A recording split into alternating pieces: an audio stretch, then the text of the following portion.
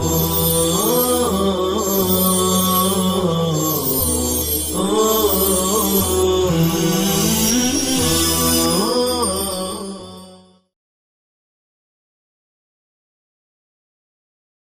اللہ الرحمن الرحیم والصلاة والسلام علی رسول اللہ وعلی آلہ وصحبہ اجمعین اما بعد فاعوذ باللہ من الشیطان الرجیم یا بنی اسرائیل اذکروا نعمتی التی انعمت علیکم واوفوا بعہدی اوف بعہدکم وایای فارہبون۔ پہلے تو یہ سنیے کہ اللہ رب العزت نے شروع صورت میں عموم بنی انسان کو یا ایہا الناس اعبدوا ربکم الذی خلقکم کہہ کر خطاب کیا تھا، اور پھر مبدأ خلق آدم کو، حضرت آدم علیہ السلام کی پیدائش کا آغاز اور ابلیس کے ساتھ جو کچھ ہوا اس کا تذکرہ کر کے اب عطف الخاص علی العام یا ذکر الخاص بعد العام کے قبیل سے بنی اسرائیل کا خصوصی طور پر تذکرہ کر رہے ہیں۔ یہ بنی اسرائیل چاہے حضور کے زمانے کے ہوں یا آپ سے پہلے کے ہوں،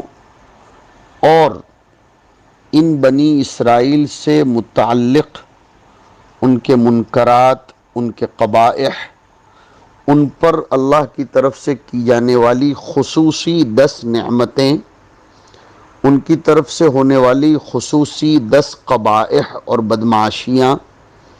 اور اللہ کی طرف سے ان پر ہونے والے 10 انتقامات اور سزاؤں کا تذکرہ ہے۔ ان بنی اسرائیل کا تذکرہ جو حضور اکرم صلی اللہ علیہ وسلم سے پہلے گزر چکے ہیں، حالانکہ وہ حضور پر ایمان کے مخاطب نہیں تھے۔ حضور اکرم صلی اللہ علیہ وسلم کے زمانے میں ان کے جو پیروکار ہیں، جو دعویٰ کرتے ہیں کہ ہم اپنے پہلے والے آبا و اجداد کے دین پر ہیں، ان کی پیروی کرتے ہیں، ہمارے اصول کی پیروی کرتے ہیں، تو اصول نے چونکہ بدمعاشیاں کی تھیں، ان کی بدمعاشیوں کی پیروی یہ فروع بھی کر رہے ہیں۔ اللہ کا نفسیاتی طور پر ایک نظام ہے، اس لیے کہ قرآن کریم فطری اور وجدانی کتاب ہے، فلسفی اور منطقی موشگافیوں پر مشتمل کتاب نہیں ہے۔ تو اللہ نے ان انعامات کا تذکرہ کیا جو ان کے اصول پر کیے گئے تھے، ان کے آبا و اجداد پر، اور انہوں نے ان نعمتوں کے مقابلے میں بدمعاشیاں کی تھیں۔ ایک بات یہ بھی سنیے کہ سورہ بقرہ مدینہ منورہ میں نازل ہونے والی اولین صورتوں میں سے ہے، اور مدینہ کے اغلب لوگ یہود تھے اور وہ اہل کتاب تھے۔ ظاہر سی بات ہے کہ یہ جانکار لوگ، دین سماوی کے قائلین اور ماننے والے لوگ اگر اسلام لے آتے ہیں، منقاد بن جاتے ہیں، تو دوسرے لوگ بدرجہ اولا منقاد بنیں گے۔ اس لیے خصوصی طور پر ان بنی اسرائیل کی طرف اللہ تعالیٰ کا خطاب متوجہ ہے۔ یہاں سے لے کر تقریباً سیقول السفہاء من الناس ما ولاہم تک بنی اسرائیل سے بہت سی باتیں حق تعالی شانہ کر رہے ہیں۔ قرآن کریم کوئی فلسفے کی یا داستانوں کی یا ناول کی کتاب نعوذ باللہ نہیں ہے کہ وہ رات گئی بعد گئی، اب پہلے زمانے کے لوگوں سے متعلق کوئی گفتگو نہ ہو، نہیں، وہ کرتا بھی ہے تو اس کی اپنی حکمت ہے، اور وہ حکمت میں نے ذکر کر دی کہ مدینہ منورہ میں زیادہ تر یہ یہود آباد تھے، جو کھجور کی کھیتی کی بنیاد پر اپنے ملک سے یہاں آ کر بس گئے تھے، ان کو قائل کرنا ہے تاکہ بعد کے لوگ یا ان کے زمانے کے انجانے لوگ، اس لیے کہ یہ اہل کتاب، یہ بنی اسرائیل اپنے آپ کو اہل علم کہتے سمجھتے تھے، اور دوسرے عربوں کا نام انہوں نے امیین رکھا تھا، لیس علینا فی الامیین سبیل۔ یہ ایسا ہے جیسا کہ کسی قوم کے بڑے ممتاز اور سرکردہ لوگ اگر کسی کو تسلیم کر لیں تو ظاہر سی بات ہے کہ دوسرے لوگ، نچلی سطح کے لوگ بدرجہ اولا قبول کر لیتے ہیں، قائل ہو جاتے ہیں۔ اس لیے قرآن کریم کوشش کر رہا ہے کہ بنی اسرائیل کو اللہ کی طرف متوجہ کرے۔ اسرائیل یعقوب علیہ السلام کا نام تھا، اور ان کی زبان میں اس کا معنی ہے صفوت اللہ یا عبد اللہ۔ اسر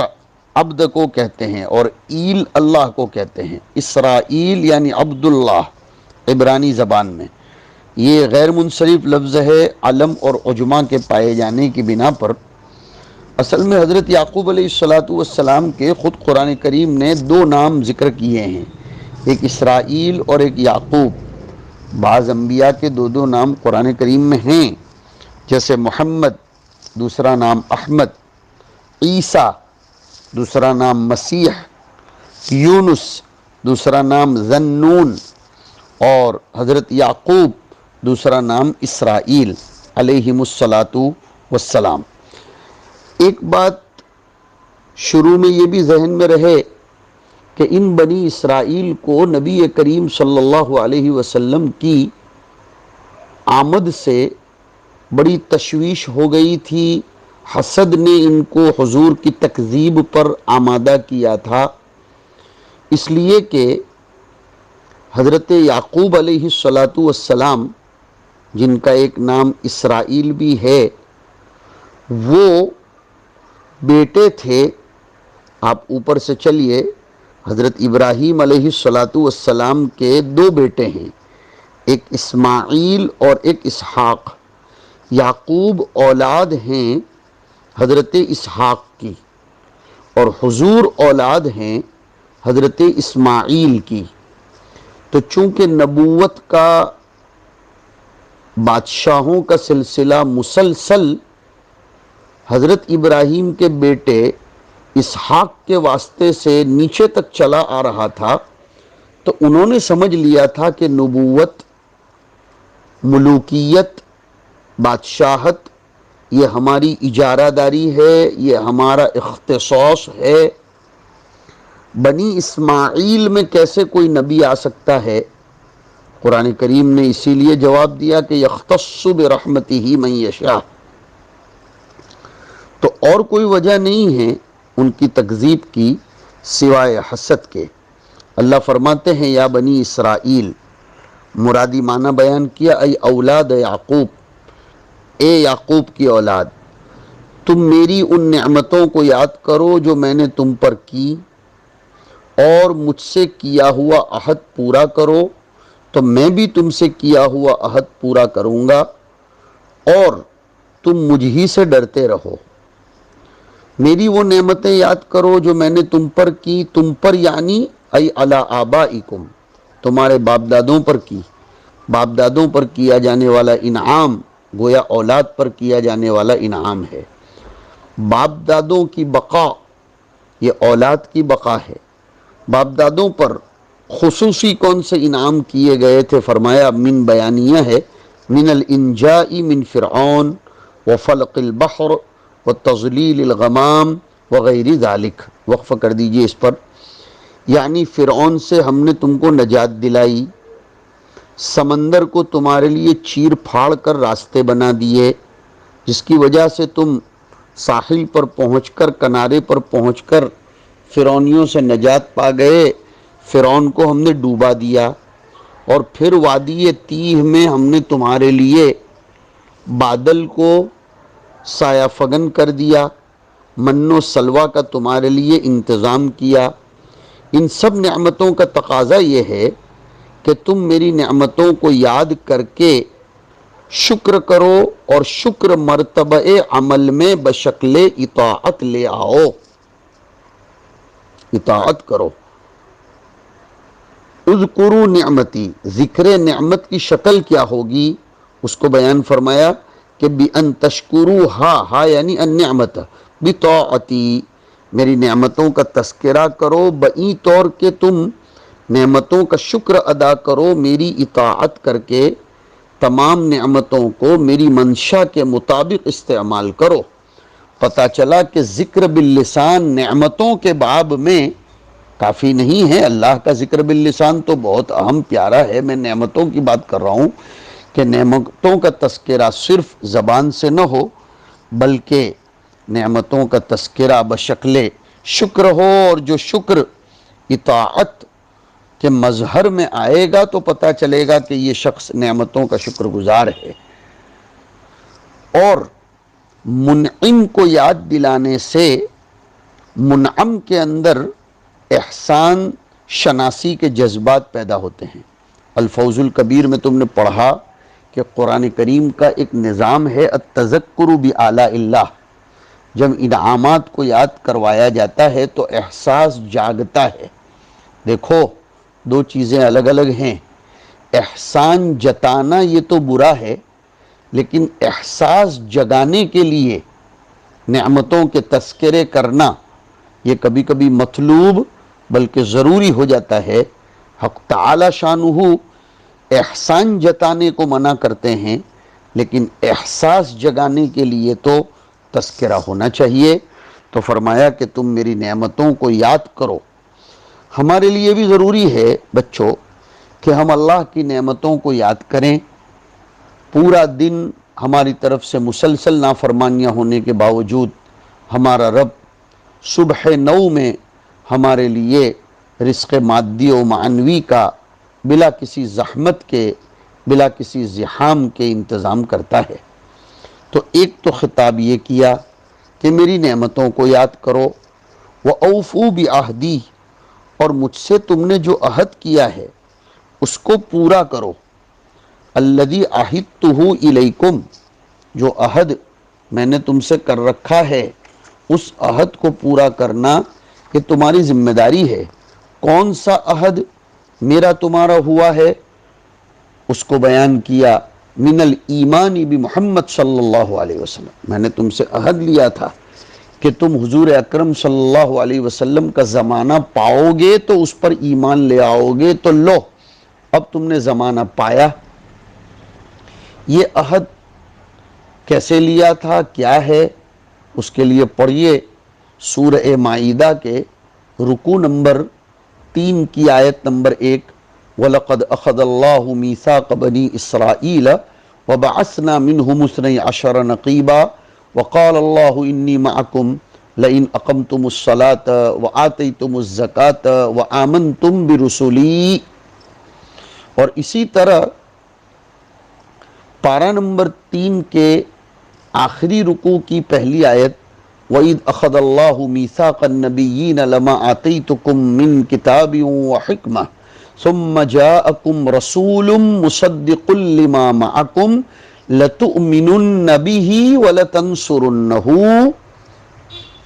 اور جب پوچھا گیا تھا کہ اقررتم واخذتم علی ذالکم اصری قالوا اقررنا، انبیاء کا معاہدہ کر لینا یہ ان کی امتوں کا بھی معاہدہ کر لینا ہے۔ ذمہ داران قوم جب کسی چیز پر دستخط کرتے ہیں تو رعیت بھی اس دستخط میں شامل ہو جاتی ہے، اس ایگریمنٹ میں شامل ہو جاتی ہے۔ دونوں آیتیں سامنے رکھو۔ تو میں نے تم سے معاہدہ لیا تھا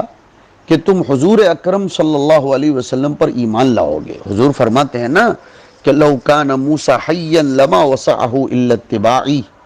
اگر موسیٰ بھی زندہ ہوں تو انہیں بھی میری اتباع کرنا ضروری ہے۔ اور اس کو پریکٹیکلی شکل میں حضرت عیسیٰ علیہ السلام کر کے بتائیں گے کہ وہ اپنے زمانے کے نبی تھے، لیکن حضور کے زمانے میں وہ حضور کے تابعدار، مکلف اور امتی بن کر آئیں گے۔ تو میں نے تم سے معاہدہ لیا تھا کہ تم محمد پر ایمان لاؤ گے، تم میرا اس معاہدہ پورا کرو گے تو اوفی بعہدکم، جو اوفی حالت جزم میں ہے، جواب امر ہے، اس لیے حرف علت کو حذف کر دیا گیا، میں بھی تم سے کیا ہوا میرا عہد پورا کروں گا۔ کون سا عہد؟ جنت میں داخلے کا عہد، جی، کہ انی معکم لئن اقمتم الصلاۃ میں ہے، وعزرتموہم واقرضتم اللہ قرضا حسنا، کیا وعدہ ہے؟ لأکفرن عنکم سیئاتکم ولأدخلنکم جنات تجری من تحتها الانہار، یہ جو عہد الذی عہدتہ الیکم، جو معاہدہ میں نے تم سے کیا ہے، من بیانیہ من الثواب علیہ ای علی الایمان بمحمد، اور ثواب کون سا؟ بدخول الجنہ،